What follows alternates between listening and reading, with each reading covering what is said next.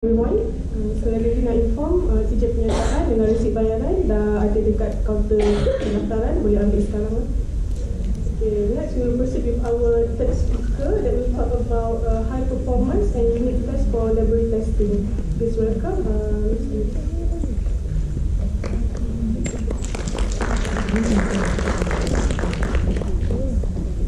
Good afternoon everyone, my name is Louise. I am a business development team leader covering Southeast Asian countries from Randox Laboratories London office. And this afternoon I will stretch our topic a little bit from perfecting quality control management to perfecting laboratory performance.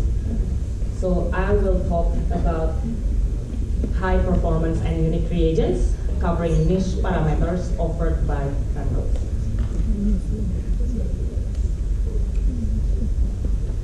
So Randox reagents is basically a third-party reagents, and we offer routine and niche testings menu. Market-leading reagents portfolio from Randox is internationally recognized as being the highest quality, offering rapid and reliable results. Randox reagents offer choice, quality, and innovation. The reagent portfolio offered by Randox covers 100 assays for biochemical use in 450 different kit formats.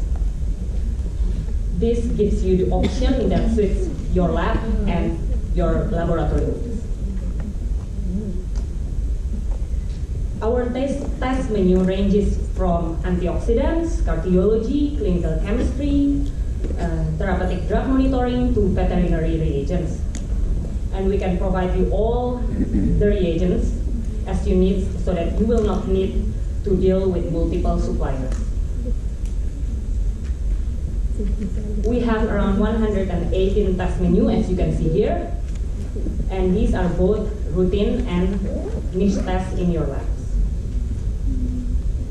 There are two formats of Randox reagents that we can offer. So the first one is easy read reagents, which is basically reagents that are packed in a dedicated bottle and already supplied with dedicated barcode that can be used with your analyzers if your analyzers is listed here. So we have the dedicated bottle with the barcode to be used with Hitachi and RX series. And the next one is Randox Easy Fit reagents, which is reagents that are packed in a dedicated bottle for these listed analyzers. So you don't need to pour the reagents in another bottle.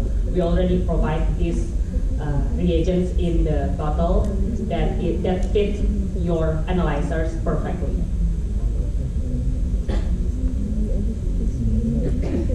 As I mentioned before, Randox reagents can be used as third-party reagents on your existing instruments. And for each test menu that we offer, we have application documents to run these reagents on different analyzers.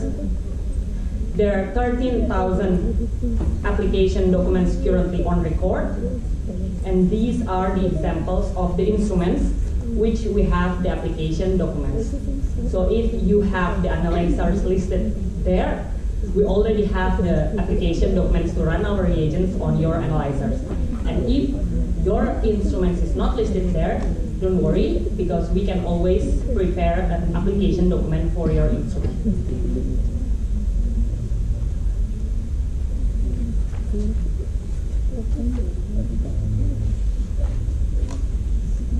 So in terms of quality, Randox do not compromise the quality of the products, including our reagents. And how do you justify the quality of reagents? Reagents that has the best quality is reagents that has minimal lot-to-lot variation. And then also reagents that perform in an excellent correlation to reference methods, and also that are validated against gold standard methodologies. And Randox continuously improve to offer you all these for your lab. As for innovation, at Randox we invest significantly in research and development to ensure we provide the latest innovation and meet the fast-moving market needs. And this is evident in our niche reagents test menu listed there. We can provide an extensive range of specialty assay here, as you can see. And some of the names listed here may be familiar for you, and some of them are very new to your ears. But this afternoon, I will focus on 3 different test menus, the niche ones, which are adiponectin, SLDL, and STFR, which is a soluble transferrin receptor. And if you are interested in other parameters listed there, feel free to contact Beth or Edward and I. We can definitely give you more information about those listed parameters, and we can possibly give you white paper, application documents to run these reagents on your analyzers, any kind of information related to these parameters. So in summary, Randox reagents give you choice over 100 assays, over 13,000 application documents to run these reagents on your analyzers, and we provide the best quality, and we continuously improve to supply the best to your laboratory. So I will move to niche test from Randox. I will first talk about adiponectin, and then after I will talk about small dense LDL, and then after soluble transferrin receptor. So first, adiponectin. Adiponectin is well known as a biomarker for metabolic risk assessment. And today I will break this session into 3 different sessions. We will see the correlation for adiponectin with diabetes, with obesity, and also with cardiovascular disease. First, let's talk about diabetes. So diabetes has been a burden globally, and we can see here the number of diabetic people from 1980 to 2017, and the last decades from 2006 to 2017, we can see the sharp increase of the number of diabetic people. It's almost 100% increase. So the International Diabetes Federation reported that in 2045, that will be around 600 and almost 700 million people with diabetic problem. There are a lot of biomarkers that are used to diagnose diabetes, and you may be more familiar to glucose or HbA1c. But here, I will talk about adiponectin and why is it important to detect diabetes as soon as possible. Because basically, if you know diabetes, then if you get diabetes, then you can slowly reduce the risk of getting complicated disease related to diabetes if you improve in your dietary, or like if you improve in your lifestyle.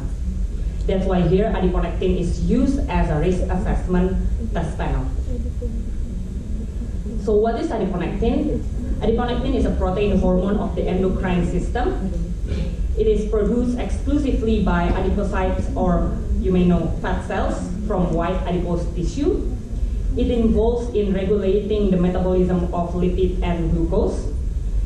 And high level of adiponectin is relatively good because adiponectin is both anti-inflammatory and insulin sensitizing.